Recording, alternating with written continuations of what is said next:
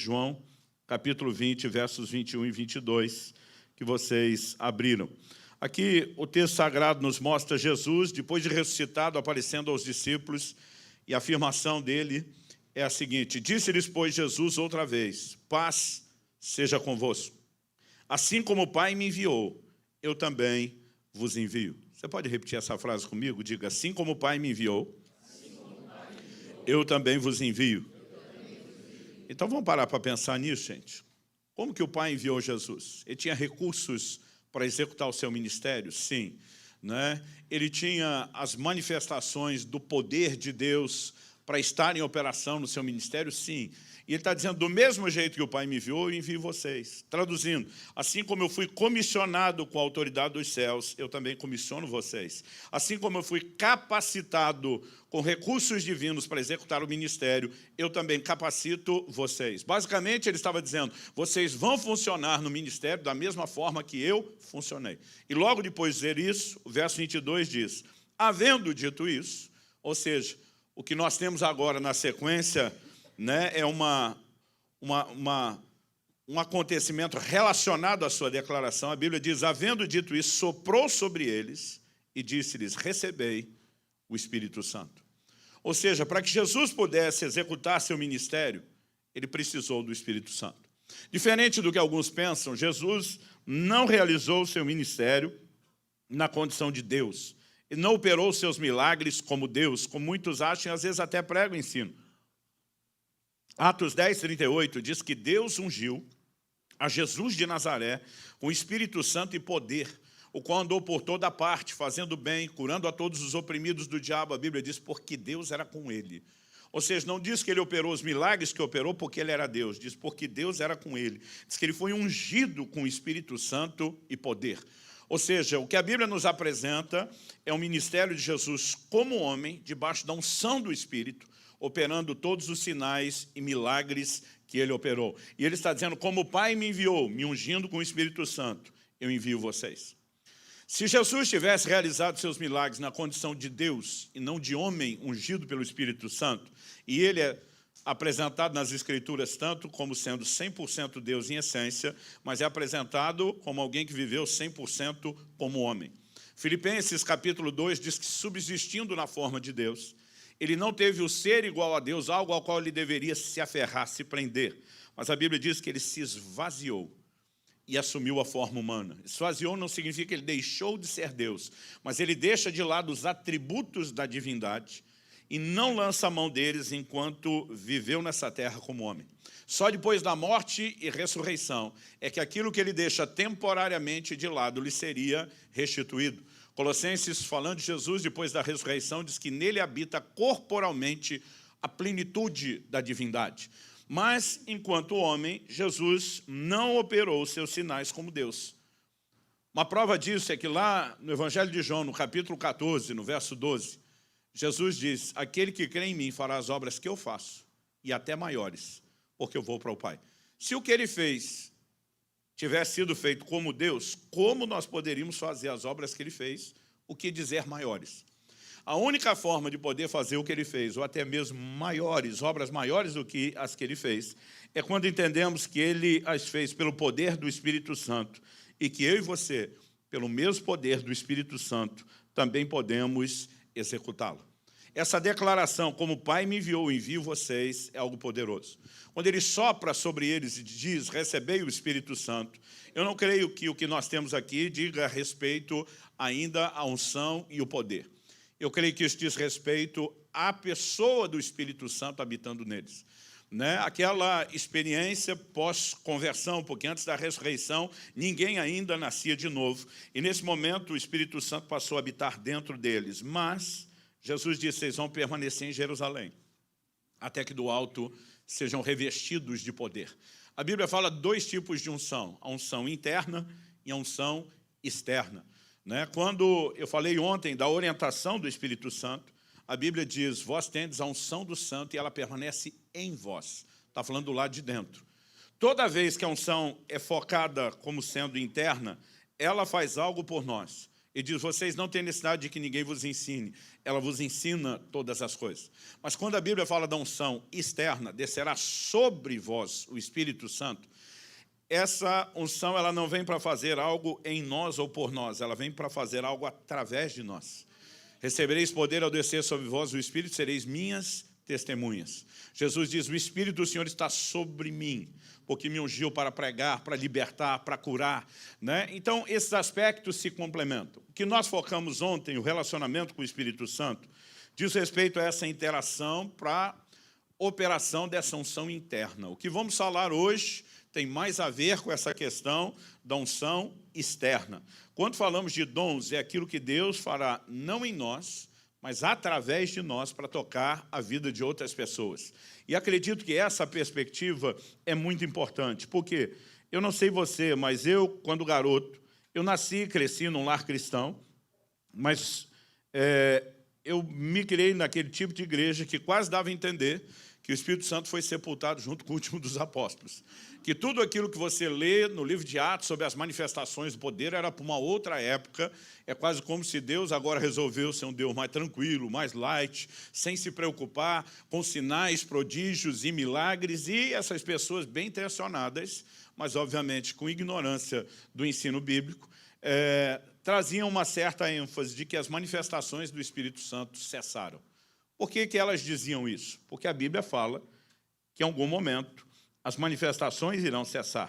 Se você quiser me acompanhar, em 1 Coríntios, no capítulo 13, o apóstolo Paulo fala a respeito disso. Ele diz no verso 8 de 1 Coríntios 13, o amor jamais acaba. Ele diz, mas havendo profecias, desaparecerão. Havendo línguas, cessarão.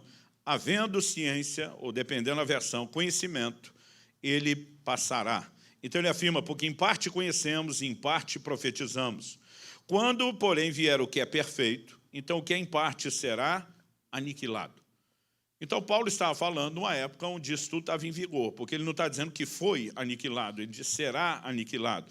Ele não estava dizendo que as profecias já tinham desaparecido, mas que desapareceriam, né? Enquanto o amor jamais acaba, ele está falando que as línguas cessariam. Mas é interessante notar que ele também diz que, havendo conhecimento, o conhecimento iria passar. Ou seja, no momento em que línguas e profecia passassem, o conhecimento também cessaria. Eu acho curioso que os que defendem que línguas e profecia cessaram, eles advogam a permanência do conhecimento. Então, se você vai ser lógico, com o mesmo versículo, ele diz que tanto uma coisa quanto outra vai passar. Ele diz, em parte conhecemos, em parte profetizamos. Quando vier o que é perfeito, o que é em parte será aniquilado, inclusive o nível de conhecimento.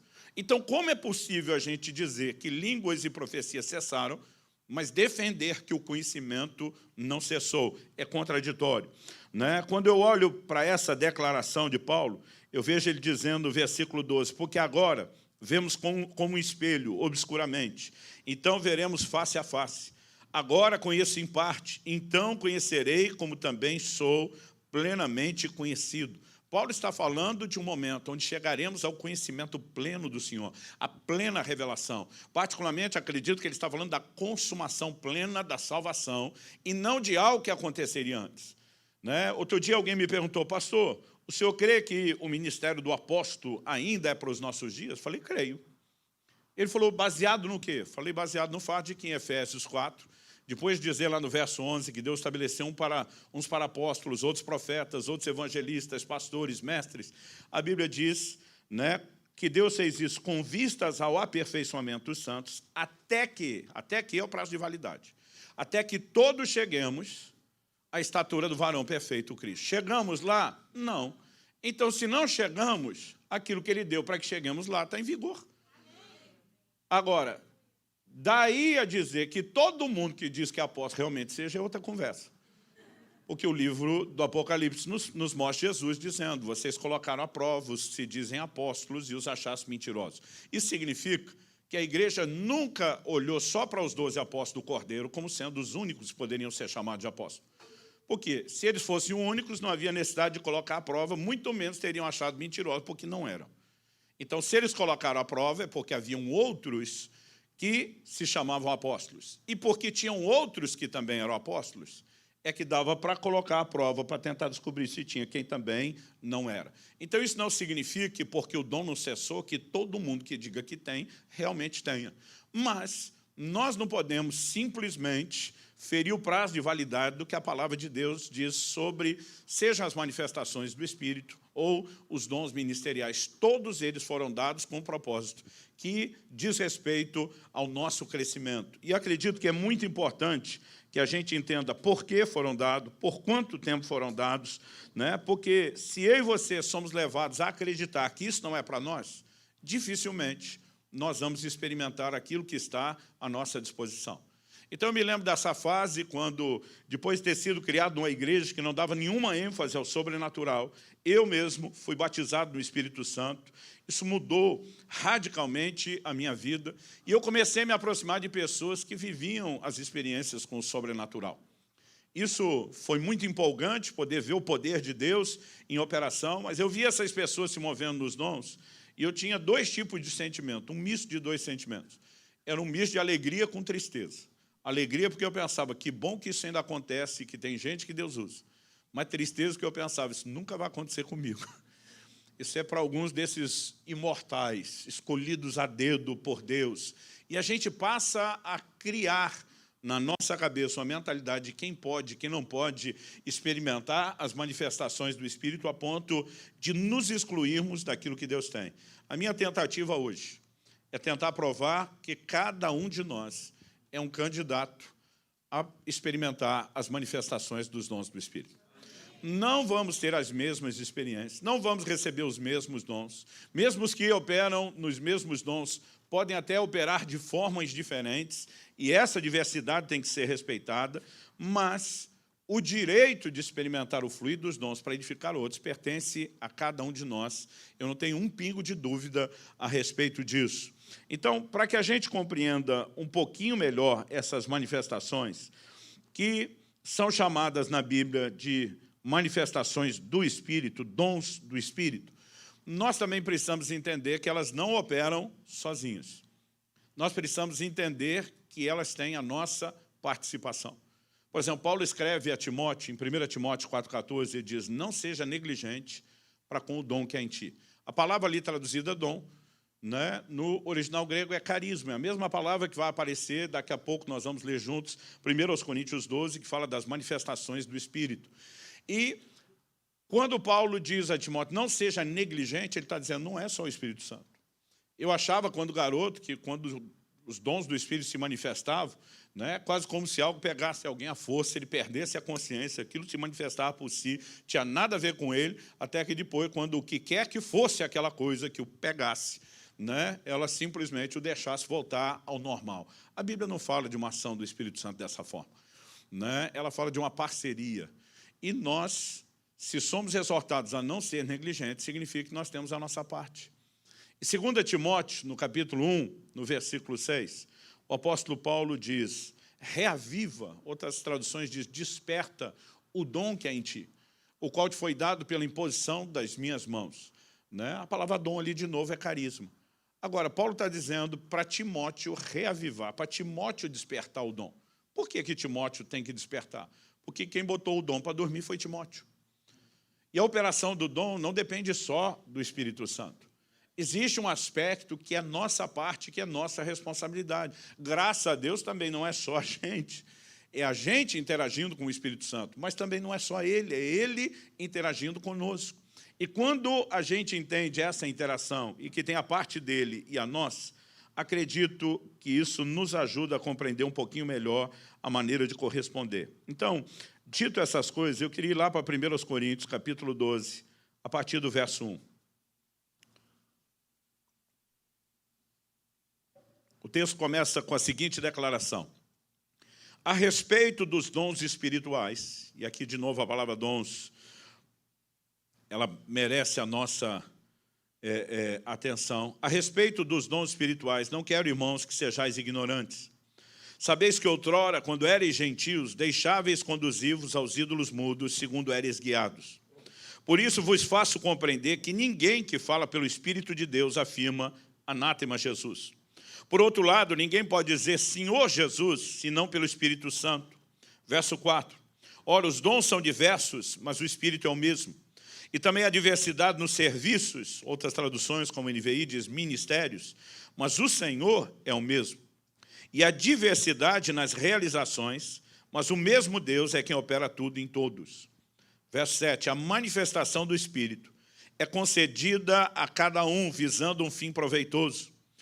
Porque a um é dada, mediante o Espírito, a palavra da sabedoria, e a outro, segundo o mesmo Espírito, a palavra do conhecimento, a outro, no mesmo Espírito, a fé, a outro, no mesmo Espírito, dons de curar, a outro, operações de milagres, a outro, profecia, a um, discernimento de espíritos, a um, variedade de línguas, e a outro, capacidade para interpretá-las. Mas um só, e o mesmo Espírito realiza todas essas coisas, distribuindo-as como lhe apraz a cada um individualmente. Eu quero que a gente possa partir dessa orientação que Paulo está trazendo à igreja de Corinto. O que ele quer dizer quando, no verso 1 do capítulo 12, ele diz a respeito dos dons espirituais, não quero, irmãos, que sejais ignorantes. Durante muito tempo, eu achava que ele estava falando a respeito de ignorar a existência dos dons. Mas essa não pode ser a aplicação, não quando ele está falando com a igreja de Corinto. Porque se você pegar lá no capítulo 1 e no versículo 7, no início da epístola, ele diz para eles assim, de maneira que nenhum dom vos falta. Né? NVI diz que não lhes falta nenhum dom espiritual. De novo, a palavra aqui traduzida dom é a palavra carisma. E Paulo estava dizendo que não faltava a essa igreja nenhum dos dons. Nós acabamos de ler uma lista com 9 manifestações do Espírito Santo em 1 Coríntios 12. E está dizendo, nenhuma dessas vos falta. Quando você olha a orientação tanto do capítulo 12 como do 14, Paulo está muito mais para orientá-los como se mover de forma correta no Espírito, do que exortando uma igreja que não conhecia as manifestações do Espírito. Isso significa, quando ele diz, eu não quero que vocês sejam ignorantes, ele não está falando de ignorar a existência dos dons. Que ignorância é essa? Você vai perceber que Paulo está falando sobre não ignorar o funcionamento correto dos dons. Não ser ignorante quanto à maneira como eles operam ou como eles deveriam funcionar. Você vai ver Paulo trazendo orientações muito práticas. Por exemplo, ele vai dizer o seguinte, né? Se um estiver profetizando e for revelado alguma coisa a outro, ele fala sobre a ordem quando um para de falar e quando o outro entra. Ele diz, os profetas falem 2, no máximo 3, os demais julguem a palavra. Né? Ele começa a falar que se existem línguas, elas devem ser interpretadas. Se não houver interpretação, as línguas não precisam de pronunciamento público, ser feitas de forma audível para todo o auditório, porque sem interpretação elas não acrescentam nada a ninguém. Então ele vai orientar essa pessoa dizendo, fale consigo e com Deus. Todas as orientações dizem respeito a um povo que ignorava o funcionamento correto dos dons, mas não ignorava a existência dos dons. Porque mesmo o fato de recebê-los, de ter experiência, não significa que a gente já entende como funciona. Ontem eu falei de quando fui batizado no Espírito Santo, que a gente não teve, eu e os outros adolescentes da igreja, orientação nenhuma a respeito do que era o falar em línguas, para que servia, como isso funcionava.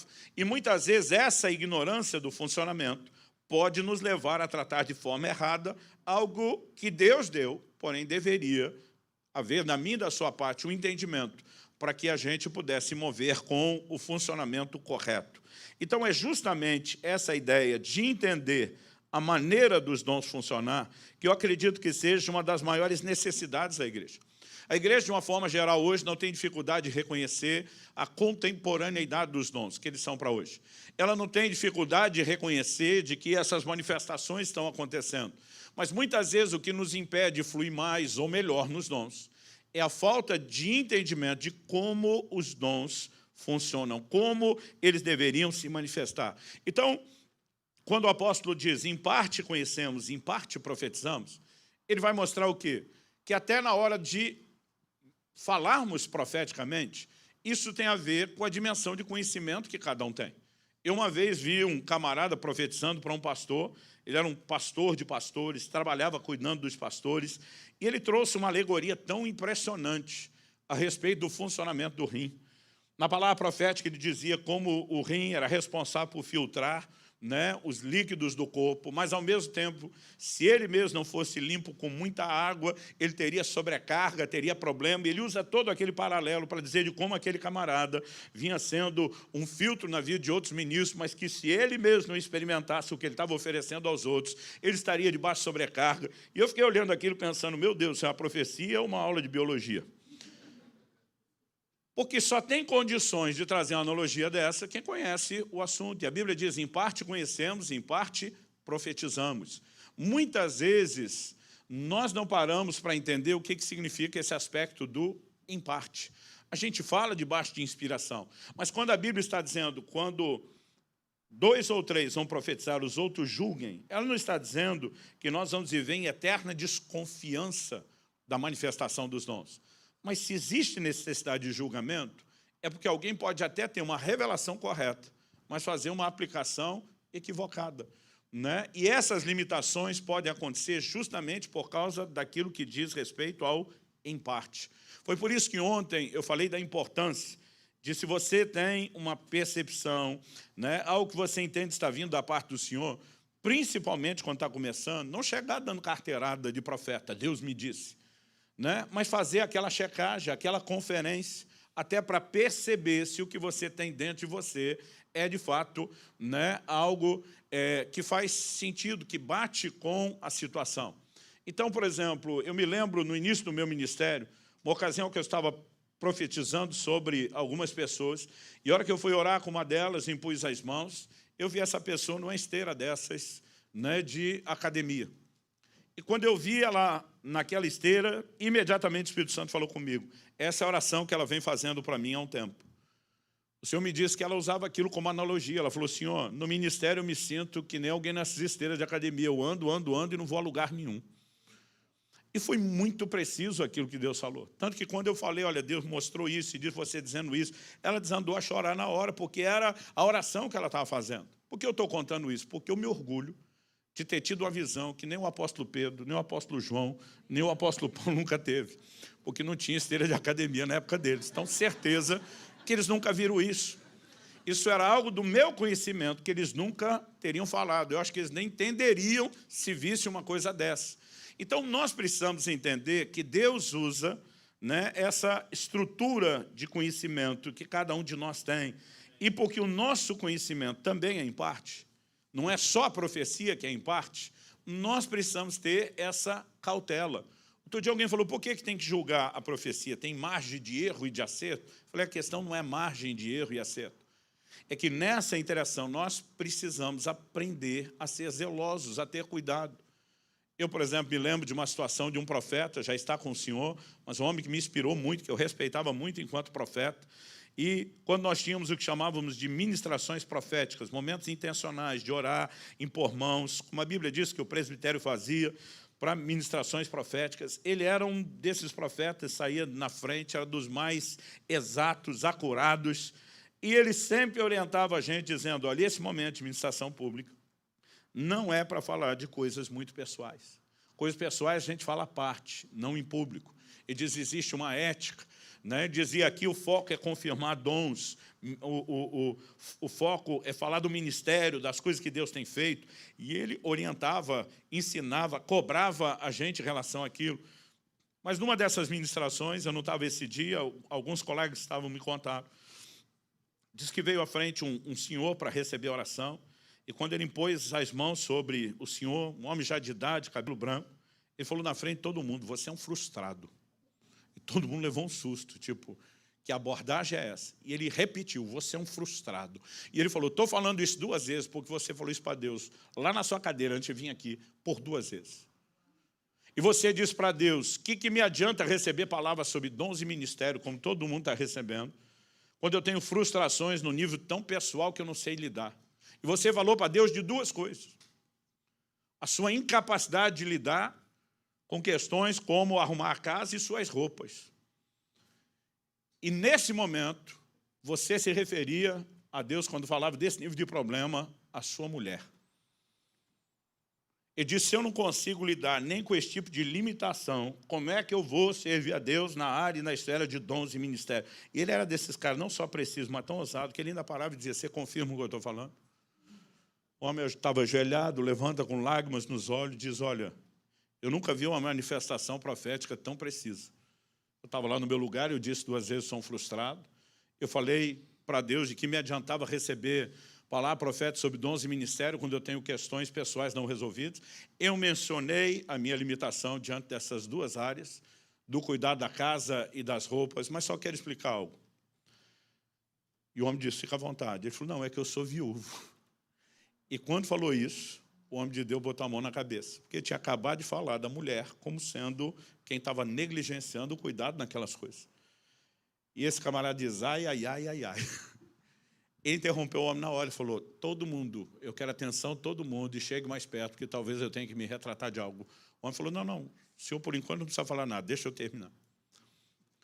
Ele falou assim, eu me referi à ausência da minha mulher, só que a maneira como o senhor profetizou, parece que ela está lá e que ela é negligente. Ele diz, não quero que a memória da minha mulher seja manchada depois dela ter partido.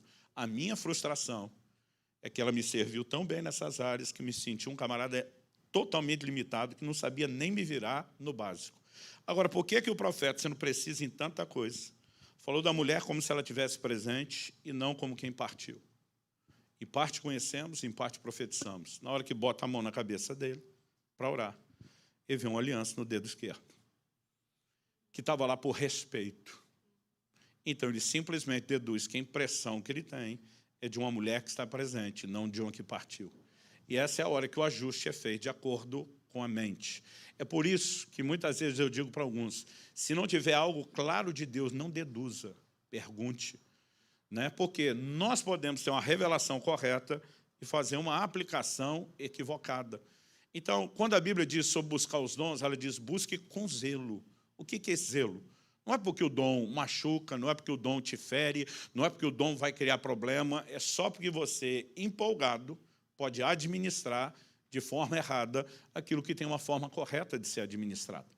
Então, quando a Bíblia fala sobre não ignorar os dons, ela fala do funcionamento correto. E é por isso que eu quero dissertar sobre cada um desses dons. Ainda que a gente apresente isso de forma rápida, a gente precisa entender o que são, como eles funcionam, os exemplos bíblicos, alguns exemplos práticos, porque essas coisas nos ajudam a perceber melhor aquilo que Deus pode estar, né, operando, procurando trabalhar na vida de cada um de nós. E uma das primeiras coisas que nós precisamos entender quando falamos a respeito desses dons é que a maneira de funcionar deles, ela é simples.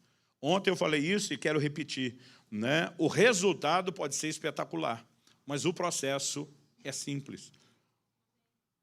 Então eu comecei a descobrir, ao longo do tempo e da minha caminhada com Deus, que esse processo de Deus falar, ele envolve algo muito, mas muito simples e muito prático.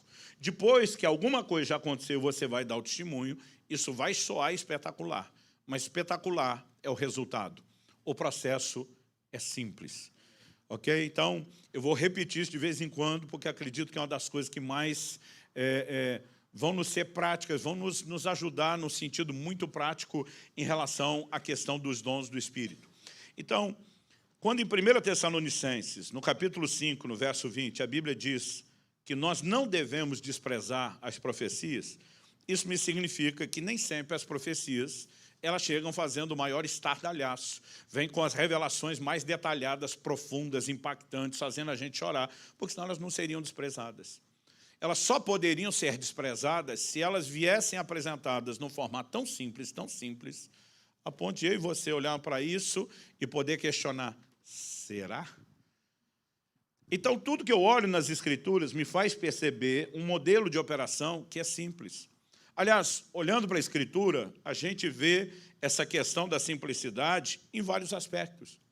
Elias, quando está desanimado, depois de ameaçado por Jezabel e entra numa caverna, a voz do Senhor se manifesta a ele, perguntando o que faz aqui, Elias. Mas o interessante é que a Bíblia diz que, primeiro, né, Deus se manifestou em 3 formatos espetaculares. Como fogo, como vento forte, como terremoto, Mas a Bíblia diz que em nenhuma dessas manifestações Deus estava. E a Bíblia diz que depois veio um cicio, um sussurro, suave e tranquilo. E Deus estava ali. Isso significa que, embora muitas vezes ele possa trazer manifestações como fogo, vento forte, terremoto, né? Aliás, o Novo Testamento fala de ruído como que de vento no dia de Pentecoste, fala de terremoto em Atos 4, com eles sendo cheios do Espírito Santo, fala do fogo no próprio dia de Pentecoste. Então, eu não estou negando que isso possa acontecer, mas eu e você precisamos entender que Deus não se manifesta só dessa forma. Muitas vezes é um cicio, um sussurro suave e tranquilo. Isso tem muito a ver com aquilo que ensinamos ontem sobre o testemunho interior, a forma simples como o Espírito Santo nos dirige. Um outro exemplo bíblico que me chama a atenção diz respeito a Naamã, o Sírio. Ele viaja de um país para o outro, gente. Não estamos falando de alguém que foi só de uma cidade para outra, né? Só de um estado para outro. Ele viaja de um país para o outro, né? Naquele modelo de transporte limitado da época, né? Parte da comitiva andando a pé, parte da comitiva usando, né, os animais ou o lombo dos animais ou a própria carruagem para não fazer todo o trecho a pé. Mas eram viagens compridas, longas, né? Não eram confortáveis. E, finalmente, quando esse homem chega à casa de Eliseu, e ele está indo para buscar cura para a sua lepra, Eliseu não sai nem atender o homem na porta. Ele manda um garoto dar um recado. E diz, vai para o Jordão, toma 7 caldos, 7 mergulhos, e você vai sair curado. A Bíblia diz que Naamã ficou indignado. Primeiro porque diz, na minha terra tem rios muito melhores do que esse, né? Segundo, ele está cheio de expectativas. Ele diz, eu imaginava que o homem de Deus haveria de invocar o nome do seu Deus, estender a mão sobre o lugar da lepra. Ele tinha todo uma imaginação, uma expectativa definida na sua mente de como tinha que ser o processo. E Eliseu não apareceu, não deu as caras, nem foi falar com ele. O homem fica indignado e ele decide ir embora. Quando ele decide ir embora, imagina um dos servos levantando a mão, permissão para falar.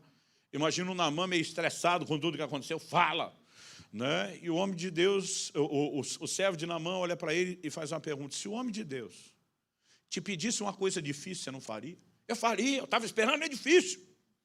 Aí o rapaz olha para ele e diz, por que é que não faz a fácil? Tipo, nós já viemos até aqui, não dá para tentar a fácil, é difícil, eu faria. Essa é a hora que cai a ficha de Naamã, e como diria o bom carioca da Baixada, é mesmo. Ele diz, vou fazer a fácil. Gente, nós temos uma inclinação a sempre esperar, ter uma expectativa de que tudo vai ser muito espetacular e que tem que funcionar da forma difícil. E quando nos é apresentado um formato simples, a gente tem resistência.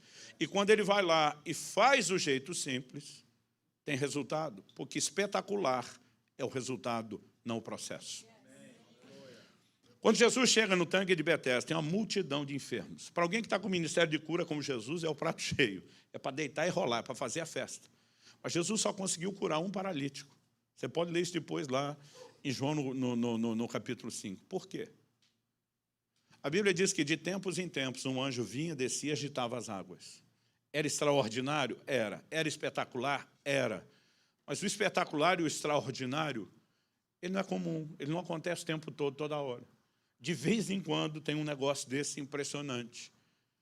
Mas quando Jesus entra, todo mundo está esperando espetacular. Imagina esse povo ou de olho na água, se mexeu tem que estar pronto, ou olhando para cima, o anjo veio ou não veio. E Jesus está andando no meio de todo mundo.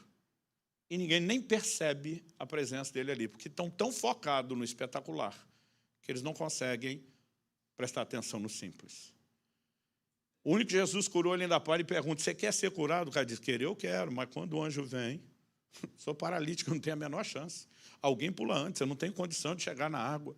Né? Até para Jesus curar esse, eu brinco que ele ainda teve que se oferecer, se esforçar, convencer esse camarada a ter uma resposta de fé. E o que essas coisas me ensinam? Que nós precisamos entender que ainda que de vez em quando Deus vai trazer manifestações extraordinárias, poderosas, nós precisamos entender que ele tem um formato simples, um processo simples de agir. Então, ontem eu expliquei como aquele pastor me orientou, olha, não chega dizendo que você teve uma revelação. Vai lá, aos poucos, dá um passo de cada vez, vai sondando, fazendo perguntas, até para que você tenha certeza. Porque o processo não tem que ser espetacular. É o resultado que normalmente vai ser. Então, eu comecei, com o tempo, a prestar atenção nessas coisas. E quase sempre que eu falo dos dons do Espírito, tem uma história que eu não consigo evitar contar. Eu brinco que ela é um clássico dessa conferência. Eu estava fazendo uma viagem, eu já morava em Guarapuava, onde pastoreava, e fui pregar no norte do Paraná. Guarapuava é no interior do Paraná, e eu fui pregar no norte do Paraná. Era uma viagem de carro e eu fui acompanhado de um amigo. Nós, logo no início da viagem, não tínhamos andado acho que 1 hora. A viagem daria 4 horas de carro, mas a gente andou mais ou menos 1 hora e já paramos para almoçar numa churrascaria. E a gente deu uma parada boa, foi um pit stop assim, de quase 1 hora, comemos bem. Então, quando saímos, né, agora o total da viagem seria mais ou menos de umas 5 horas. Então, tinha mais 4 horas ainda, mais 3 horas ainda de viagem pela frente.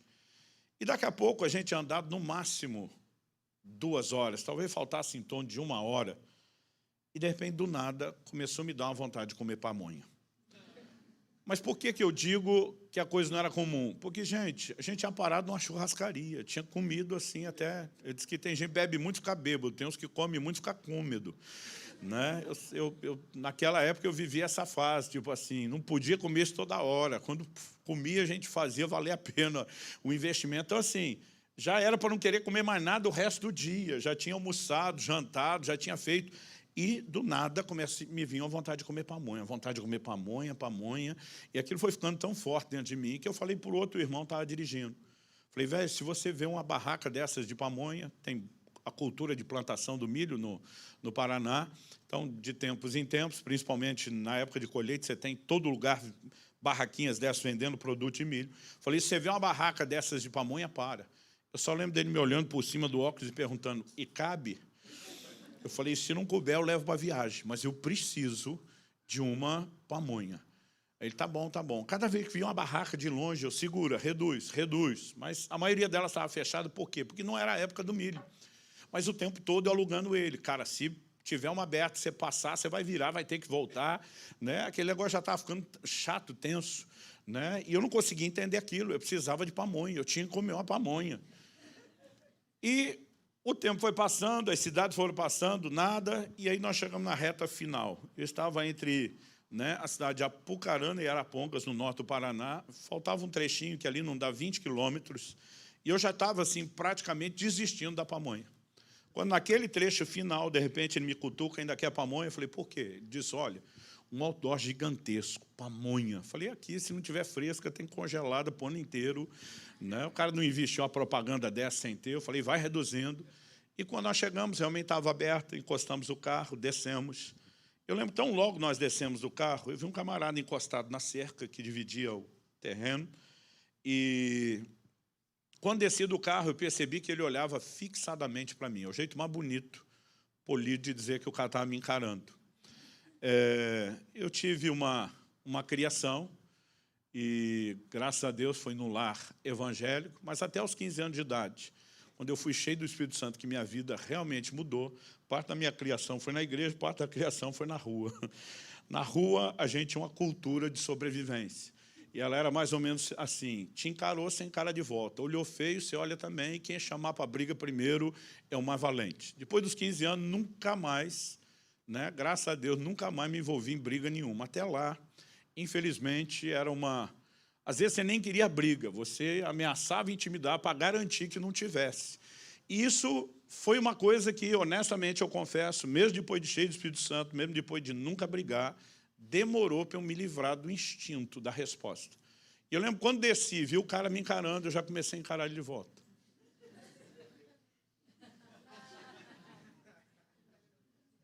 Saí, fui até a barraca de pamonha, escolhi o que queria, o cara me olhando, e eu olhava de volta. E aquele negócio começou a me incomodar. Finalmente, escolhi o que eu queria, paguei. Quando paguei, peguei a pamonha na mão. A hora que eu peguei na mão, sumiu a vontade de comer pamonha. Do jeito que veio, ela desapareceu. Aliás, eu me sentia, com o perdão da palavra, um trouxa, um idiota, dizendo, o que eu estou fazendo com isso? Além de não caber, agora não tem mais vontade. Eu já tinha comprado, já tinha pago. E eu fiquei tão confuso, porque era um desespero de comer pamonha, agora não tem mais nenhuma vontade de comer pamonha, que eu fiz uma oração. Falei, Deus, haveria algum motivo para o Senhor me trazer aqui que não fosse comer a pamonha? Mas eu estou por eliminatória, tentando entender se eu não estou num devaneio, se eu não estou doido.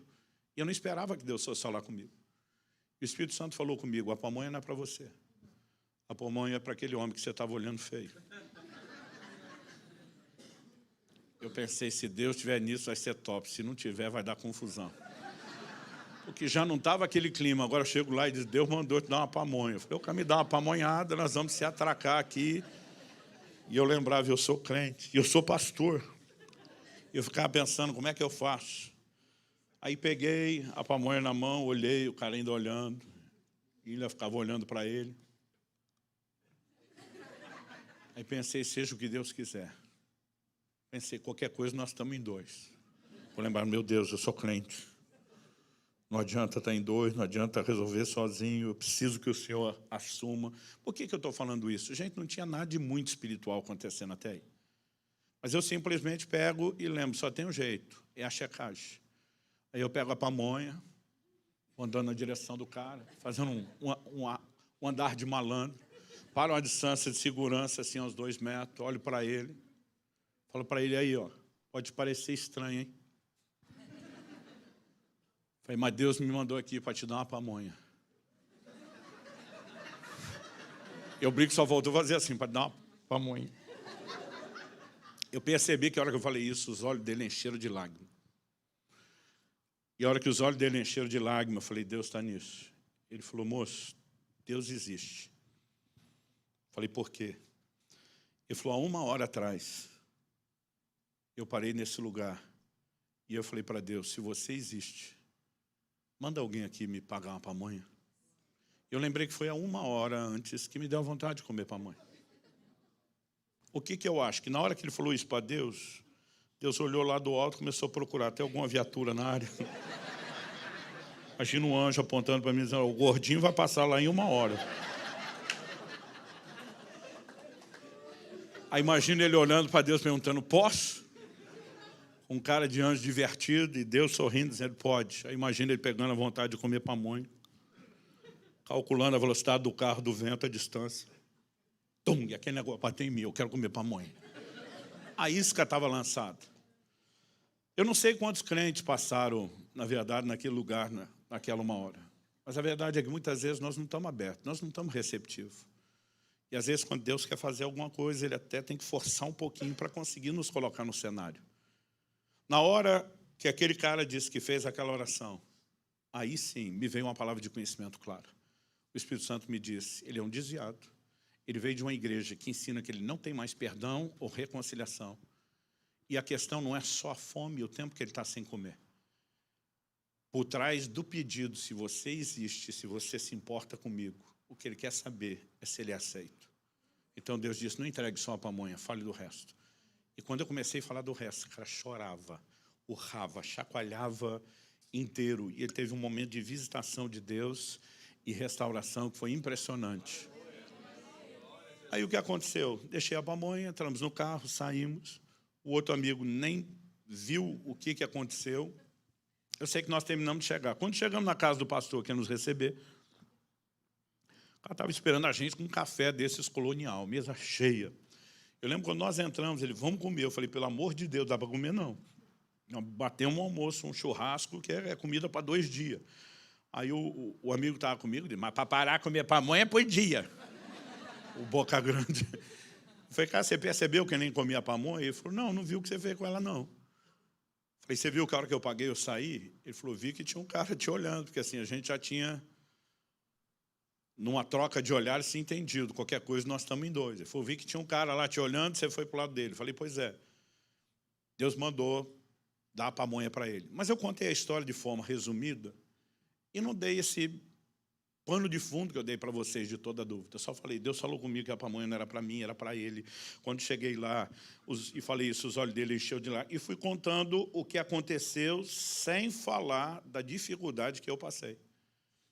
O que eu percebi que todo mundo na mesa, até meu amigo, foi ficando emocionado com a história. Quando eu cheguei no desfecho, então, estava todo mundo emocionado. E quando eu vi a reação deles, eu pensei comigo mesmo, falei, isso não é justo. Por quê? Tudo que eu estou falando é verdade, mas sem enfatizar só o resultado, é tudo tão espetacular que parece muito diferente do que aconteceu. E essa era a sensação que eu tinha. Quando eu fui cheio do Espírito Santo, eu comecei a me aproximar do povo mais pentecostal, Não só os carismáticos, os pentecostais. Os pentecostais, além da ênfase aos dons, tem uma cultura, né, uma maneira de lidar com essas coisas que deixa tudo mais espetacular. Eu vi uns caras pregando, e quando eles contavam as coisas que Deus fizeram, eu ficava com aquele misto que eu falei, de tristeza com alegria. Alegria pela forma como Deus usou eles, a tristeza pensando, nunca vai acontecer comigo. Né? Se você quiser, eu posso dar a versão pentecostal da história da pamonha. A versão pentecostal era mais ou menos assim: estava eu a viajar, aleluia, quando o Espírito de Deus me fez parar numa barraca de pamonha. É verdade? É. Mas não foi bem como se ele mandasse eu parar. Só que às vezes a maneira de você contar dá tanta ênfase no resultado só e não no processo, que de repente você olha. Tendo eu ali parado, o Espírito de Deus me disse, filho, porque tem que dar uma choradinha no final. Esta pamonha não é para ti, é para ele. E, gente, não estou esculhambando, não. Eu amo até hoje ouvir esse povo. Tem hora que eu penso, nós somos muito xoxo pregando. Eles é que são os caras.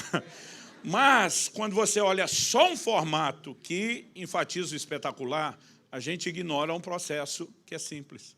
Só que se eu contar do jeito que eu contei, a sensação que muitos de vocês vão ter, isso já aconteceu comigo.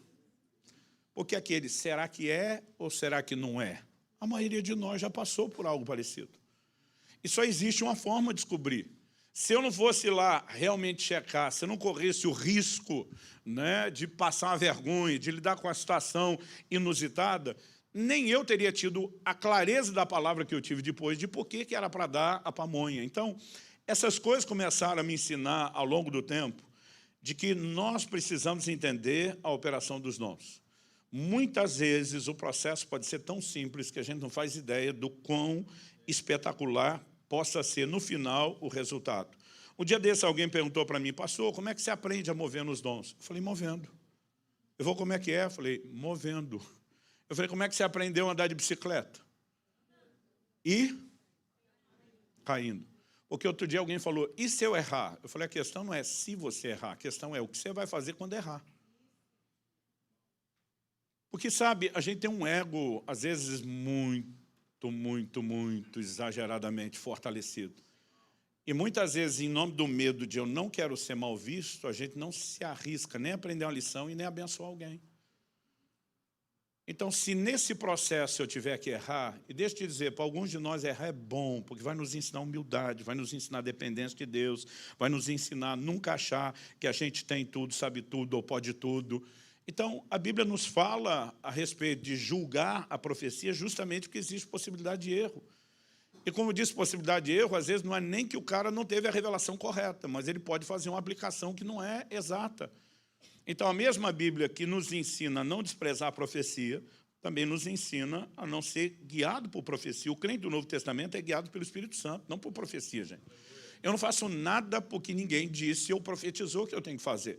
Mas quase sempre que Deus está trabalhando alguma coisa comigo que eu tenho que fazer, e eu já entendi, em muitos lugares que eu vou, as pessoas começam a profetizar, e aquela profecia é uma confirmação da direção que eu tenho. Ela não é a direção que eu preciso, mas ela acaba se tornando uma confirmação. Mas o ponto que eu e você precisamos entender a respeito dos dons é que ele diz respeito ao quê? A edificação dos outros. A gente leu aqui em 1 Coríntios 12, quando ele diz a respeito dos dons, não quero, irmãos, sejais ignorantes, ele diz o que já falei ontem. Quando vocês eram gentios, antes da conversão, deixáveis conduzir-vos aos ídolos mudos, segundo ereis guiados. E ontem nós destacamos que o Salmo 115 diz que os ídolos têm olhos, mas não veem, ouvidos, mas não ouvem, mãos e não apalpam, pés e não andam, nariz e não cheiram, boca e não falam. De todas as características, ele destacou só que eles são mudos. Em outras palavras, está dizendo, os falsos deuses que você servia, eles não falavam na sua vida. Mas olha o verso 3. Por isso vos faço compreender que ninguém que fala pelo Espírito de Deus afirma anátema Jesus. Por outro lado, ninguém pode dizer Senhor Jesus, senão pelo Espírito Santo. Ele usa a expressão, ninguém que fala pelo Espírito de Deus. O que é a definição bíblica de profecia? É falar por outro. No nosso caso, é Deus, por meio do seu Espírito, falando através de nós. E aí ele começa a fazer o contraste, diferente de antes da conversão, que os ídolos eram mudos, nós servimos a um Deus que fala. E ele fala pelo seu Espírito. Obviamente, a maneira primária, e como dissemos ontem, que julga todas as outras é a Escritura, mas a Bíblia não diz tudo o que eu e você devemos fazer ou viver. Então, você vai ler a Escritura, Jesus diz, ide por todo mundo, pregue o Evangelho, né, a toda criatura, façam discípulos das nações. Isso é uma ordem geral para todos os crentes. Não significa que cada um de nós tem que ir em todas as nações, mas significa que os crentes, de uma forma geral, têm que ir a todas as nações. Agora, onde eu tenho que ir? Aonde você tem que ir? Aí nós vamos precisar da direção do Espírito Santo. E quando falamos da direção do Espírito Santo, nós podemos até perceber algo que ele quer fazer, mas o livro de Eclesiastes ainda diz que o sábio entende o tempo e o modo. Perceber que Deus quer se mover numa direção não significa que seja nem a hora e nem que você já tenha entendido a maneira de fazer. Em Atos 16, Paulo estava decidido a pregar na Ásia. Quando você olha lá no futuro, lá na frente, a Ásia seria o maior palco do ministério de Paulo. Então, acredito que ele já tinha uma percepção do Espírito Santo de quão estratégico era. Mas a Bíblia diz que o Espírito de Deus não permitiu que eles fossem à Ásia. Aí ele tenta ir a Bitínia. A Bíblia diz que o Espírito de Jesus não permitiu. E depois de 2 tentativas, Paulo simplesmente estabelece acampamento. Na minha forma de entender, é quase como quem diz, não vou a lugar nenhum até que Deus fale. A Bíblia diz que à noite, Paulo tem uma visão de um homem da Macedônia, dizendo, passa a Macedônia e ajuda-nos. A Macedônia já era na área que hoje, né, conhecemos como a Grécia, e o convite é, em vez de ir para lá, para a Ásia, venha para cá, para a Europa. E se Paulo não tivesse obedecido a essa ordem de Deus, talvez o Evangelho não tivesse alcançado eu e você hoje. Porque o impacto que isso teria no futuro foi extraordinário. Agora, depois, ele entraria na Ásia? Sim. Teria tudo aquilo que ele parecia sentir que Deus tinha? Sim. Só não era o tempo ou a hora. E para essas coisas nós vamos precisar da liderança personalizada do Espírito Santo. Então, assim, é lógico que o Espírito Santo não vai nos orientar a nada que seja contrário à Escritura, mas ele pode trazer direção em áreas de detalhes pessoais que a Escritura não cobre. E é importante que você entendamos isso. Não que a gente precise ser dirigido por outros, mas muitas vezes o mesmo Espírito que vai trazer orientação, ele pode usar pessoas para trazer palavras proféticas. Interessante que mesmo nessas palavras proféticas, eu tinha textos na Bíblia que eu li e eu ficava confuso. Por exemplo, os profetas começam a dizer para Paulo, olha, quando você for a Jerusalém, vão te prender, vai acontecer isso e isso com você. Os irmãos falam para Paulo, não vá, Paulo, não vá. Paulo diz, eu estou pronto não só para ser preso, mas para morrer. E Paulo vai. Eu já vi gente dizer, Paulo foi teimoso, não ouviu a advertência. A minha pergunta é, será que aquilo era uma advertência? As pessoas disseram que ele seria preso, ninguém disse que não deveria ir. Quem concluiu que ele não deveria ir não foi os profetas, foram os irmãos que ouviram a profecia. Tipo assim, ó, Deus advertiu, não é para ir. Mas Paulo, ele afirma em outro momento, o Espírito me adverte o tempo todo de que o que me aguarda de cidade em cidade são cadeias e tribulações. Eu, particularmente, imagino que Paulo olhou para isso e ele entendeu Deus dizendo, esse é o preço da obediência, e não há o que tem que ser evitado.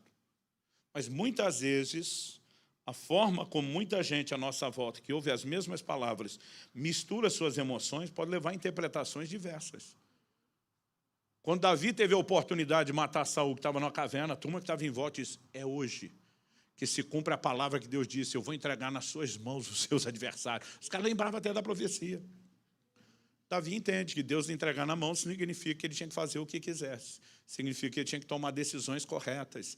Então, assim, a gente tem que ser cauteloso, mesmo quando temos revelações corretas. E é por isso que a Bíblia fala sobre buscar com zelo. Por que toda essa ênfase? Porque não depende só do Espírito Santo. Se ele fizesse tudo sozinho, não haveria a menor possibilidade de erro.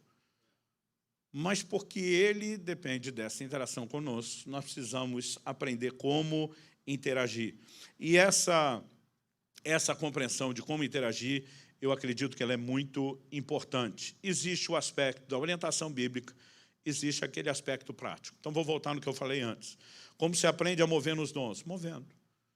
Não é só como se aprendeu a andar de bicicleta. Vamos falar de coisas espirituais. Como é que se aprende a orar? Orando. Melhor coisa para um novo convertido é quando ele cola com gente que ora. A chance dele aprender a desenvolver a vida de oração é muito maior do que se ele andar com gente que não ora.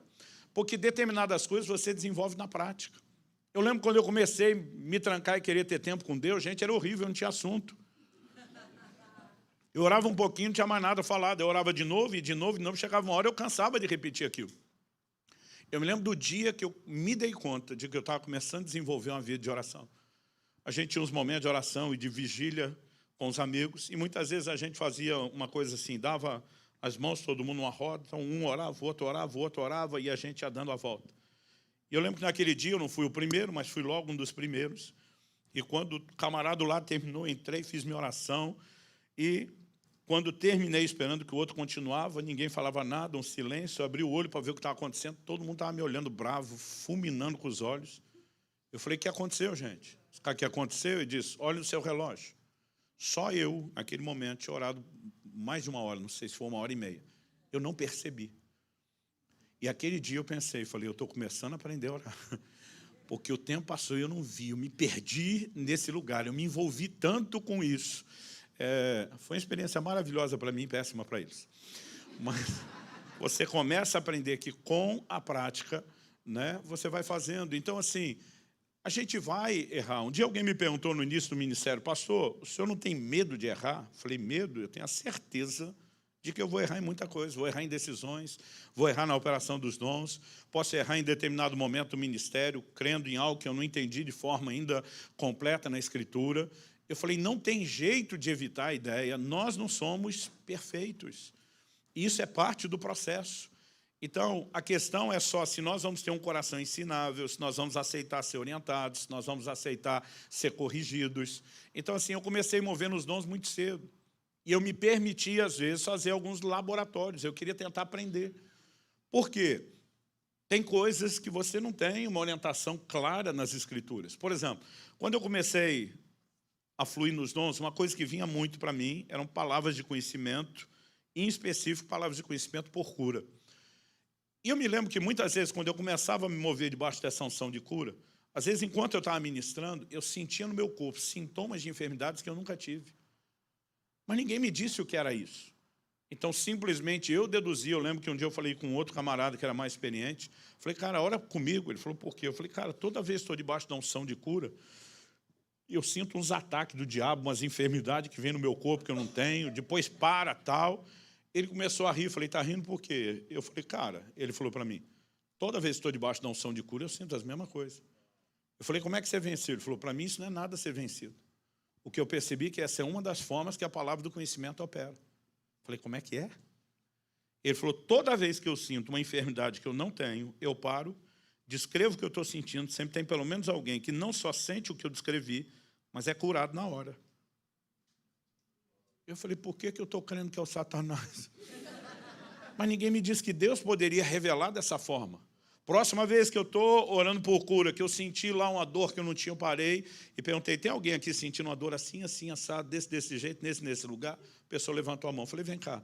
Pus as mãos sobre ela, começou a gritar, sumiu a dor. E sumiu a minha também. Próxima vez fiz o quê? Parei e perguntei. Na próxima perguntei. E eu descobri que aquilo era uma das formas com a palavra de conhecimento se manifestar. Não era para todo mundo, mas tenho descoberto várias pessoas que têm a mesma experiência. Como é que você aprende a mover nos dons? Movendo. Agora, o problema é que hoje em dia nós vivemos muito a prática do voo solo. Quando a cultura de antigamente era uma cultura de discipulado, de orientação, de formação por meio de outros. Então, vamos lá. Ontem eu mencionei que Samuel recebe uma orientação de Eli. Quando você ouvir a voz te chamar de novo, você vai dizer, eis-me aqui, né? Ou fala, teu servo ouve. O curioso é que, porque ele foi orientado como corresponder, o profético desenvolveu, foi para um outro nível. E esse cara que descobriu isso com orientação, virou um camarada revolucionário na história. Não só foi um profeta singular, a Bíblia diz, nenhuma das suas palavras caíram por terra, todas se cumpriram. Mas você vai perceber isso nas Escrituras, mas são as declarações fora das Escrituras que rotulam o que acontece a partir de Samuel. Samuel deu início a um movimento, passou a ser chamado de Escola dos Profetas. É a partir de Samuel que você vai ver os profetas proliferando aos montes. Eles andando em bandos, em grupos. O que eram essas escolas? Eles não tinham necessariamente orientações do tipo, olha, o profeta tem que dizer assim, diz o Senhor, porque se não falar desse jeito, não serve. O profeta tem que vestir, né, roupas de peles de camelo como as de Elias. Não eram orientações dessa forma, mas eles caminhavam juntos e, de alguma forma, eles tinham orientação, ensino e instrução, a ponto desses ministérios multiplicarem. O que eu tenho percebido? Que nós precisamos ter uma cultura de discipulado prático sobre a questão dos dons. Né? Se os dons viram parte de uma cultura na vida da igreja, então novos convertidos, crianças, todo mundo vai sendo exposto e submetido a isso. Outro dia alguém falou para mim, isso no contexto da nossa igreja lá em Curitiba, ah, pastor, mas nos cultos nós quase não temos manifestações dos dons. Eu falei, públicas? Realmente não. Porque a maioria de nós, até quando tem, não faz questão de fazer isso no microfone em público. Mas eu falei, há um ambiente que é mais favorável à manifestação dos dons do que outros. Falei, por exemplo, Paulo diz em 1 Coríntios 14, 26, quando vos reunis, cada um de vós tem, aí ele começa a dizer, um tem salmo, o outro tem doutrina, o outro tem revelação, o outro tem língua, o outro tem interpretação. Ele fala de uma reunião onde o povo não vem para receber, o povo vem para dar. Cada um vem trazer alguma coisa para edificação de outros. Aí eu perguntei para essa pessoa, eu falei, você acha que nós conseguimos viver isso num culto público? Eu falei, nós temos 4 reuniões no domingo, que englobam hoje quase 6.000 pessoas. Eu falei, você imagina cada um apresentando um salmo, uma doutrina, uma revelação. Eu falei, meu amigo, a gente passaria o dia inteiro e não daria conta do povo do primeiro culto, cada um tem uma participação. Eu falei, tem ambientes onde isso não vai dar para acontecer. Eu falei, onde é o nosso ambiente mais favorável para a manifestação dos dons? As células, as reuniões nas casas, grupos pequenos. Porque outro dia alguém falou, por que a gente tem que ter 2 cultos diferentes? Né? Eu falei, porque em um você vem para receber, o outro você vai para dar. São focos e propósitos diferentes. E sabe, um dos ambientes mais favoráveis a cada um exerça aquilo que tem recebido são as reuniões pequenas, são os encontros menores. A maior parte das minhas experiências com os dons, elas não estão relacionadas aos cultos e às reuniões públicas. Embora de vez em quando a gente tenha reuniões de avivamento, focos específicos, minhas melhores experiências acontecem no âmbito pessoal. Às vezes dentro da igreja, mas eu ministrando mano a mano para alguém. Às vezes fora da igreja, fora do contexto dos cultos. Aliás, eu acho que eu tive mais experiência com os dons fora do contexto dos cultos do que dentro. Então, o que a gente só precisa é tirar esse desenho de que a hora da igreja, do culto, é que é a hora sacra que o Espírito Santo se move. O tempo todo, eu e você, podemos ter experiências com Deus, ser usados pelo Espírito Santo. Amém? Então, se a gente tiver essa cultura de instrução, de orientação, de ensino, por exemplo, eu vi meus filhos, desde bem cedo, passarem a dar palavras proféticas e palavras de revelação para outros, porque eles cresceram num ambiente onde isso era muito natural. E simplesmente eles vão aprendendo, pai, como o senhor tem certeza que é Deus falando? Né? Como é que essa revelação vem? Aquelas perguntas que eu mesmo fiz, eles naturalmente iam fazendo. Olha, papai percebeu que o Espírito Santo fala assim, acontece isso, acontece aquilo. Né? E daqui a pouco, puxa, um dia desse estava olhando para uma pessoa, sentindo isso, eu deveria perguntar? Eu digo, deveria.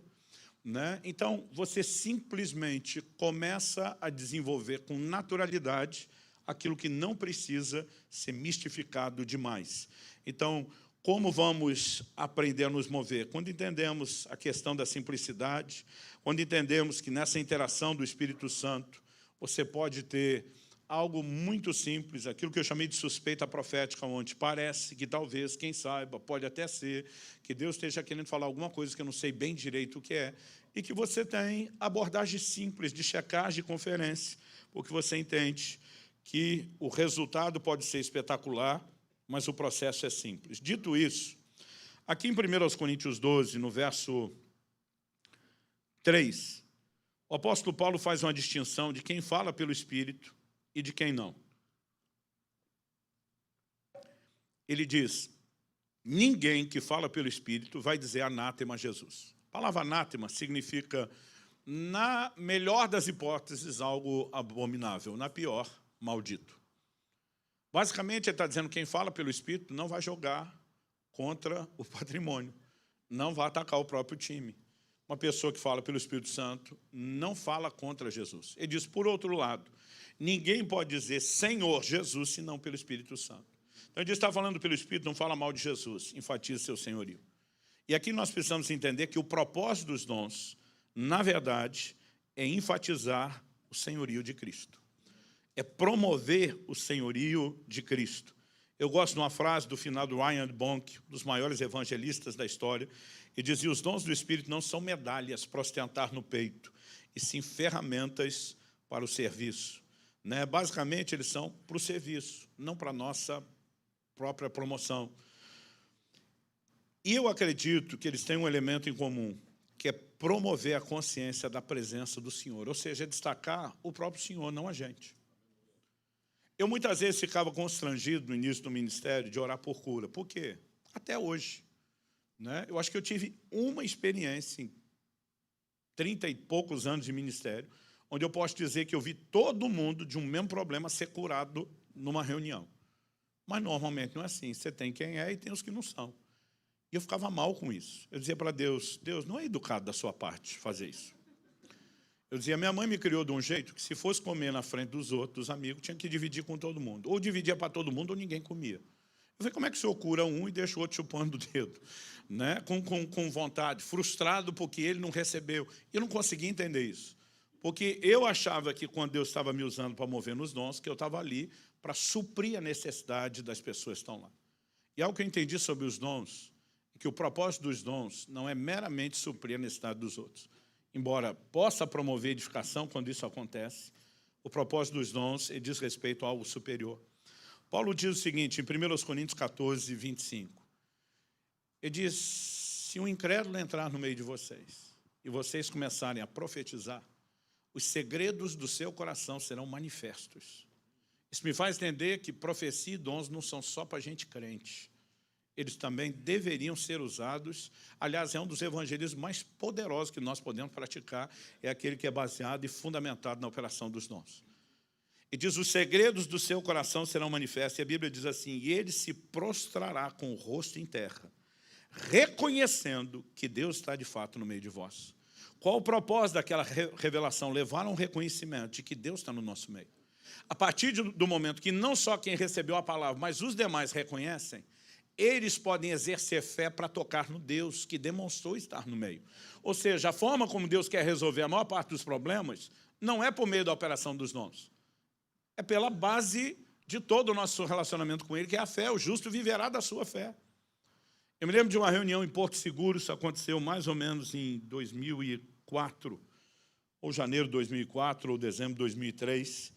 E é aquele momento que você diz, não tem nada a ver comigo, é muito fácil você reconhecer isso. Eu estava cansado, era a semana antes do Natal, né? Eu estava assim o ano inteiro num pique doido. Naquela semana, já era a terceira conferência que eu estava fazendo, comecei uma em Rondônia, fiz outra em Brasília, terminei nessa em Porto Seguro, e a razão pela qual eu ainda estava ritmado até a semana do Natal é porque eu tinha um desafio na época. Né? Eu não tinha sustento e tinha mais outras 6 famílias na equipe dependendo de mim. Então, a gente não podia simplesmente parar para tirar férias. Eu tinha, diz aleluia, porque era parte dos que dava trabalho. Eu tinha simplesmente movido minha família para me encontrar em Porto Seguro, imaginando, enquanto termina a conferência, fico mais uns 2, 3 dias, a gente vai ter uma pausa. Eu cheguei lá cansado. Na hora de ir para o culto, eu orei e falei, Senhor, desculpa, eu não tenho mais nada para oferecer, eu não tenho empolgação, não tenho força, não tenho energia, não tenho ânimo. Falei, eu não quero ir lá só picar o cartão, eu preciso que o Senhor manifeste aquela tal da graça, que a gente acredite, pregue e fale, porque eu não tenho nada para oferecer a esse povo. Então, assim, não era aquele dia onde você está, né, empolgado com você mesmo, orgulhoso da sua espiritualidade, era justamente o contrário. E quando eu cheguei ali, eu estava ensinando justamente sobre os dons, e entramos na parte da palavra de conhecimento. De repente, eu estava falando e me veio a palavra de conhecimento, eu parei. E falei, olha, tem uma mulher, é uma mulher, não é um homem, é uma pessoa só. Você está sentindo um calor enorme no seu ouvido esquerdo agora.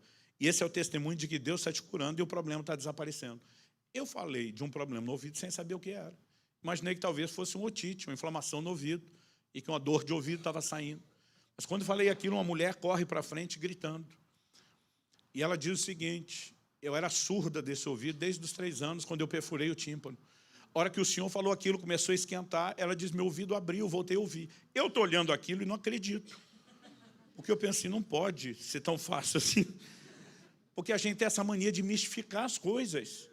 E eu estou pasmo olhando, dizendo assim, cara, isso aconteceu mesmo? Enquanto estou ali pensando, tentando gerenciar, porque foi tão rápido o negócio, uma mulher vem à frente gritando. Eu também fui curado da surdez, tal. E quando ela começa a falar empolgada, eu falei, para. Como é que eu posso ter certeza que a senhora foi curada? Porque já não tinha a ver com a palavra que eu dei para outra.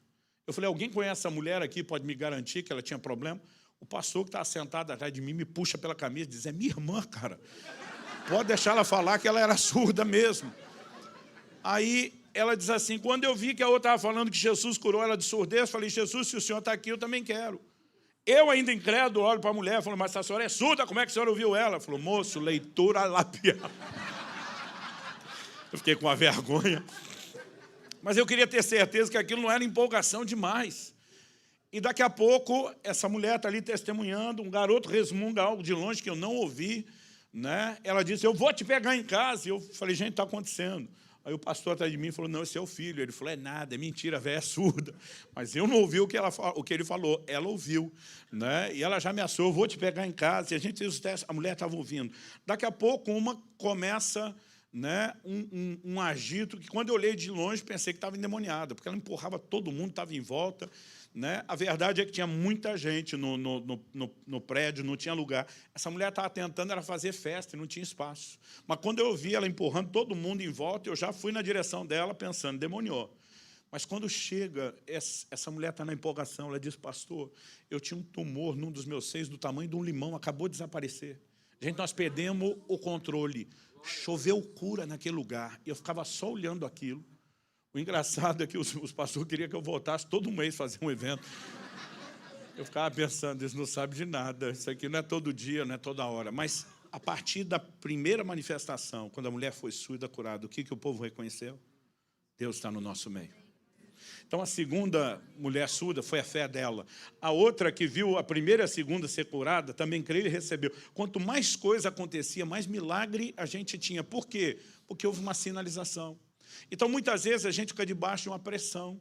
Né? Eu me senti assim, pô, se não for para resolver o problema de todo mundo, melhor talvez não resolver o de ninguém. Até que eu comecei a entender, peraí, por que eu estou aqui? O que é que Deus quer fazer com isso? Qual a intenção dele? Ou seja, à medida que nós vamos entendendo como os dons funcionam, a gente pode gerenciar isso melhor e orientar as pessoas não só melhor no sentido de que elas também aprendam a se mover, mas de que as outras aprendam a interagir com aquilo que está acontecendo. 1 Coríntios 12, 7, diz que a manifestação do Espírito, ela visa um fim proveitoso. Então, assim, há momentos em que você não sabe qual é o fim até obedecer. Mas eu sempre fico tentando entender qual é a finalidade disso. Tem que ter um proveito. Né? De vez em quando, assim, eu vejo gente dizer, Deus mandou fazer isso. Eu digo, é melhor obedecer e checar do que não. Mas, muitas vezes, se a gente não consegue ver finalidade nenhuma naquilo, eu, honestamente, me questiono, Deus realmente está nisso ou só eu que estou empolgado, querendo que Ele esteja ou querendo que Ele faça? Mas, à medida que nós vamos nos exercitando e vamos entendendo esse conjunto de coisas, eu acredito que fica mais fácil, não só a gente aprender com os próprios dons, mas a gente ir rendendo-se ao Senhor. Dito isso, aqui em 1 Coríntios 12, de 4 a 6, a Bíblia diz que a diversidade de dons, mas o Espírito é o mesmo. A diversidade de ministérios, mas o Senhor é o mesmo. E a diversidade de realizações, mas o mesmo Deus é quem opera tudo em todos. Nesses 3 versículos, nós vemos uma clara interação da Trindade. A operação dos dons é atribuída ao Espírito Santo, dos ministérios ao Senhor Jesus. Por exemplo, Efésios 4:11, quando fala de dons ministeriais, relaciona eles com Jesus. Ele concedeu uns para apóstolos, outros para profetas, evangelistas, pastores, mestres. Então, nós temos categorias diferentes de dons. Uns são os dons do Espírito, outros são os dons ministeriais. E no verso 6, a Bíblia fala de realizações. Outras traduções dizem operações. Outro dia alguém falou, pastor, a Bíblia relaciona 9 dons do Espírito, 5 dons ministeriais. E quais são as operações? Falei tudo que não foram os 9 dons do Espírito. E os 5 dons ministérios, você pode acreditar nas operações. A Bíblia fala de socorros, governos, o que exorta, o que exerce misericórdia. Tudo que não tiver nessa lista especificada está na do lado de cá. Por que eu estou fazendo essa distinção? Porque eu já vi lista de dons com 27 dons. Os caras botaram até dom de martírio. Né? Porque Paulo diz ainda que eu entregue o meu corpo para ser queimado uma lista de dons. Diz, tem o dom de martírio, mas diz que esse opera uma vez só. E nunca mais. E quando a gente faz esse tipo de lista misturando tudo, eu acredito que dificulta um entendimento. Quando falamos sobre os dons do Espírito, nós temos 9 manifestações. 9. Paulo alista elas. Outro dia alguém falou, mas lá em 1 Coríntios 14, 26, ele diz que um tem revelação. E naquela lista não tem revelação. Na lista de 1 Coríntios 12. Falei, realmente, não tem um dom com o nome de revelação. Mas o que você tem são 3 dons que têm a característica de revelação. E aí nós pegamos a declaração de Paulo sobre um ter revelação e falamos que mesmo os 9 dons do Espírito, eles vêm em 3 categorias de 3 dons cada. Então a gente tem dons de revelação, a gente tem os dons de poder e a gente tem os dons da fala.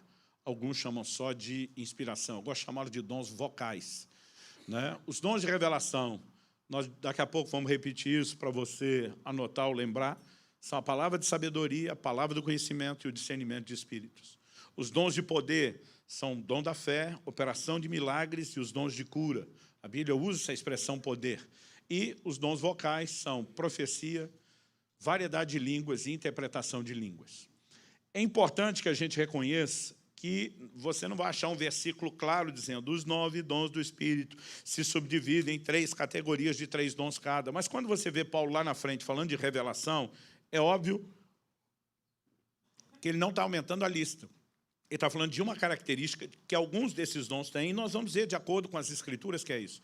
Em outros momentos, Paulo enfatiza muito a expressão poder, sempre relacionado ao quê? Aos sinais. É por isso que esses dons, né, operação de milagres, curas, relacionados aos sinais, nós chamamos eles de dons vocais. E nós temos as manifestações que são verbais. Eu acredito que é importante essa subdivisão só para efeito de estudo. Porque a gente vai perceber que esses 3 grupos, eles funcionam de forma muito parecida.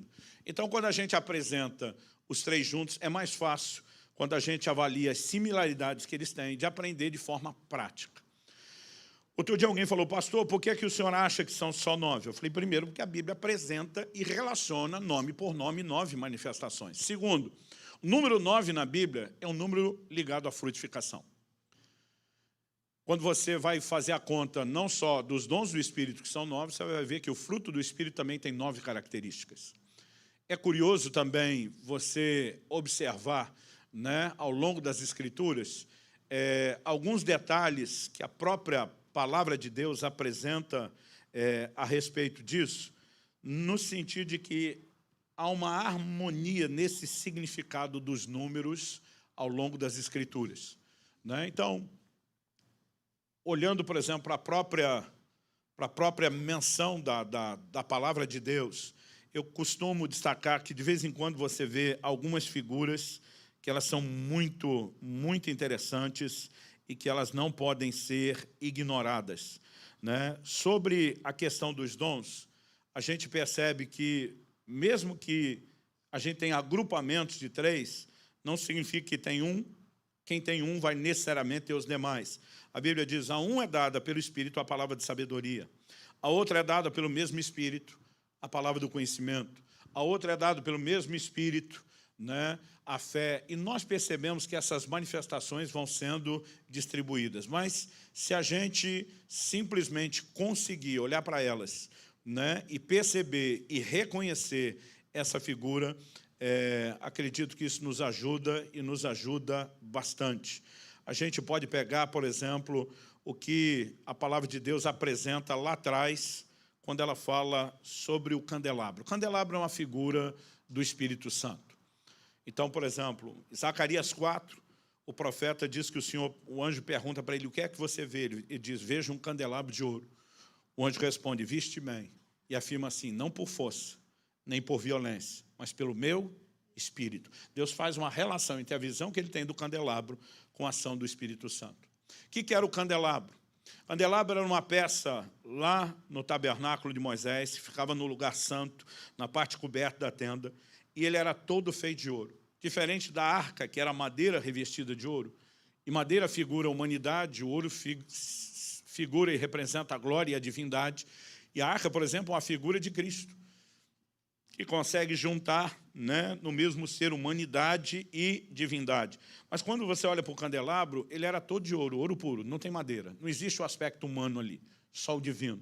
Para mim, ele é uma clara figura do Espírito Santo. O candelabro tinha a função de iluminar e de aquecer aquele ambiente. Papéis relacionados à obra do Espírito Santo. Interessante quando a Bíblia diz para não apagar o Espírito, é uma analogia da responsabilidade do sacerdote de não deixar as lâmpadas do candelabro se apagar. Então essas figuras, elas se repetem. A Bíblia diz que tinha uma haste central e que dessa haste central saíam 3 braços de um lado, 3 braços do outro. Em cada um dos 3 braços saía de um lado, tinha 3 amêndoas em cada um. Então 3 vezes 3, 9 amêndoas de um lado. Nos outros 3 braços, 3 amêndoas também cada um, mais 9 do outro, o que para mim apresenta a visão de equilíbrio entre o fruto do Espírito e os dons do Espírito, que, curiosamente, né, e eu diria não coincidentemente, mas intencionalmente, são detalhados no Novo Testamento como sendo 9 manifestações. Ou seja, eu não quero ser exaustivo nisso, mas para mim é claro e evidente que nós temos 9 manifestações. E como no candelabro, nós podemos dividir, estudar o fruto do Espírito em 3 grupos de 3, também os dons, nós podemos dividi-los em 3 grupos de 3. E eu queria apresentar, a partir de agora, essas 3 categorias de 3 dons cada, para que a gente possa estudá-los juntos. Mas, primeiro, eu só quero destacar aqui a nossa responsabilidade de buscar os dons. Né? A Bíblia diz que nós temos que buscar os dons, que nós temos que desejar os dons, e é importante que a gente entenda isso. Em 1 Coríntios, no capítulo 14, e no versículo 12, 1 Coríntios 14, verso 12, a Bíblia diz, assim também vós, visto que desejais dons espirituais, procurai progredir, outras traduções diz progredir neles, para a edificação da igreja. Eu acho interessante o destaque aqui de desejar os dons espirituais. A Bíblia diz em Filipenses 2,13 que Deus opera em nós o querer e o realizar. Eu lembro quando eu procurei aquele pastor da história que eu contei ontem, dizendo para ele que eu também queria profetizar, né? E ele falou assim para mim, Luciano, se você deseja isso, já é um grande indício de que Deus queria te usá-lo. Falei, só porque eu desejo? Ele falou, não, Deus opera em nós o querer e o realizar. Ele diz, eu quero acreditar que não é você que está escolhendo, né, profetizar, mas que o próprio desejo que há em você já esteja sendo operado e despertado por Deus. Quando a Bíblia fala sobre buscarmos os dons, eu creio que tudo começa com o desejo. Por quê? Porque nós não podemos simplesmente imaginar que Deus vai fazer o dom se manifestar a força e amar na vida de quem não queira. Né? Ele procura nos despertar, ele nos desperta a partir do desejo. E é por isso que nós precisamos de uma cultura de ensino, de despertamento, de provocação sobre os dons, né? E que os tornem acessíveis, porque se eu e você sequer acreditamos que a gente pode funcionar neles, como é que nós vamos desejar? Às vezes, alguns de nós temos aquele pensamento incrédulo, muita areia para o meu caminhãozinho. Né? Isso aí não é para mim, isso é para alguns poucos escolhidos. E porque a gente nem deseja, a gente não começa nem o básico da operação. Eu percebo que até hoje os dons do Espírito que mais frequentemente operam na minha vida são aqueles que desde a adolescência são os que eu mais desejei. Né? E de alguma forma, esse processo de desejar, ele precisa ser parte do processo, eu diria, a base. Mas depois, a Bíblia também nos fala de buscar. Em 1 Coríntios 12, 31, buscai com zelo os dons espirituais. 1 Coríntios 14, 1, busquem com zelo os dons, principalmente o de profetizar. Então, o que é essa busca? A busca não é uma caça ao tesouro, como se o dom estivesse, geograficamente falando, escondido em algum lugar. Como que se dá essa busca? Essa busca é um processo espiritual. E eu acredito que ela é regada principalmente à oração. Depois de dizer em 1 Coríntios 14, 12, sobre desejar os dons, no verso 13 a Bíblia diz, pelo que o que fala em outra língua deve orar para que a possa interpretar. Você tem já uma manifestação, fala em outras línguas, ore para que possa interpretar. Outro dia vi um camarada tentando dizer que o falar em línguas são línguas naturais, aprendidas. Eu falei, então isso não é manifestação do Espírito Santo, porque qualquer ímpio aprende a falar uma língua e não precisa do Espírito Santo para isso. E aqui o texto está dizendo que o que fala em línguas tem que orar para poder interpretar. Se fosse uma língua humana conhecida, para que ele ia orar para poder interpretar, se ele já sabe? Né? Então, assim, todas as tentativas de humanizar, de tornar isso natural, elas caem por terra, elas não se sustentam. A Bíblia está falando que manifestações espirituais se alcançam com oração. Atos 4, de 29 a 31, os discípulos saem da prisão, os apóstolos foram proibidos de pregar em nome do Senhor, reúne com os crentes para orar, qual a oração deles? Senhor, olha para as suas ameaças e concede-nos que anunciemos com toda ousadia a Tua palavra, enquanto o Senhor estende a mão para operar curas, sinais, prodígios, milagres. A igreja que vivia milagres orava por milagres. Nós precisamos entender que as manifestações espirituais, elas são geradas num ambiente de oração.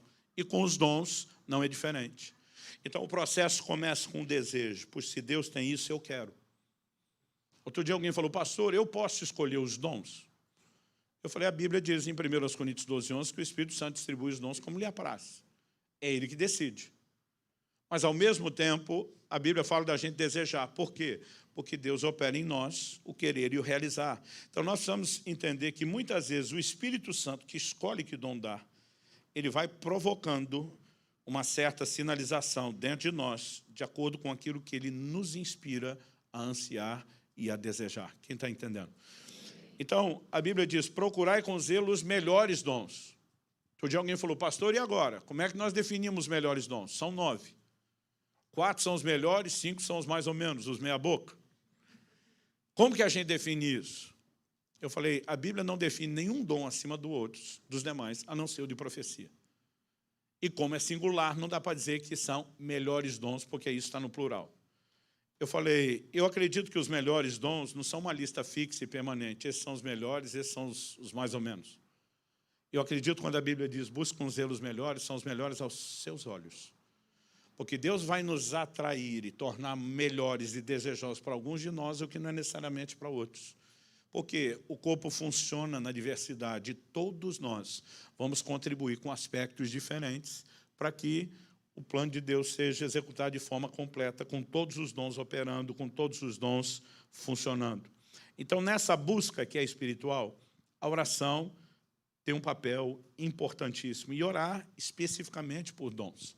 Né? Orar por essas manifestações. Eu lembro que eu gastava muito tempo trancado, dizendo, Senhor, eu quero ver curas, eu quero ver sinais, eu quero ver milagres, eu sinto que isso é parte do Evangelho, é contemporâneo, é para hoje, o Senhor não anulou, não voltou atrás, eu sinto que o Teu Espírito me atrai a viver isso de alguma forma, eu tenho que aprender como cooperar com o Senhor, como entrar nesse lugar, eu quero experimentar isso, e obviamente, depois de tempo investido na oração, as manifestações começaram a acontecer. Então, acredito, né, de todo o meu coração, que a gente precisa focar essa busca e que essa busca em oração, além da oração específica, tem uma chave poderosa. Né? Eu não vou ter tempo para falar disso agora, mas é oração em outras línguas. Paulo diz, o que fala em línguas edifica-se a si mesmo. Há uma edificação na oração em línguas, não a manifestação do dom seguida de interpretação que edifica outros. Há uma edificação pessoal nessa linguagem de oração, de uma forma muito específica. Paulo chega ao ponto de dizer em 1 Coríntios 14, 18, ele diz, eu dou graças a Deus, porque eu falo mais em línguas do que todos vós. Se isso não tivesse importância, por que é que Paulo ia se orgulhar de usar isso mais do que todo mundo usava? Né? Ele só está dizendo, não tem um de vocês que me ganha nessa prática, ele está dizendo, eu valorizo e eu boto ela para funcionar. Eu me lembro muitos anos atrás, eu já fui bem mais pesado do que sou hoje. E eu, na época, estava assim, perto de uns 130 quilos, iria piorar depois.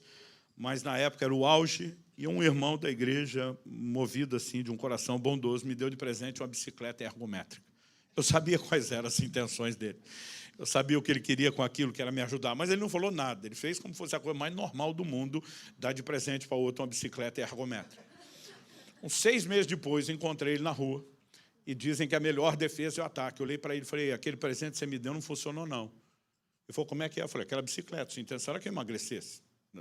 Não sei por que você me daria aquilo. Né? Eu falei, mas aquele negócio não funciona. Eu não perdi uma grama, não perdi nada, não é nem 1 quilo, coisa nenhuma. Ele falou, pastor, mas quanto o senhor pedala por dia? Eu falei, era para pedalar? Porque, na verdade, virou um cabideiro lá em casa.